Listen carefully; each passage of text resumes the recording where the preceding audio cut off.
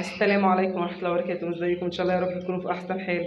النهارده اليوم ال 25 للكتاكيت وعلى البطاطا بامر الله والعيش. بس احنا هنعمل دلوقتي عيش، معانا يجي 10 ترغيفه مفتفتينهم بالشكل ده. هناخدهم هنا ده طول اليوم يا جماعه. بصوا بالشكل ده. والكمون يا جماعه، معلقه كبيره كمون. بصوا بالشكل ده، معلقه كبيره كمون عشان هم عندهم زي عطسه كده. بصوا بالشكل ده يا جماعه.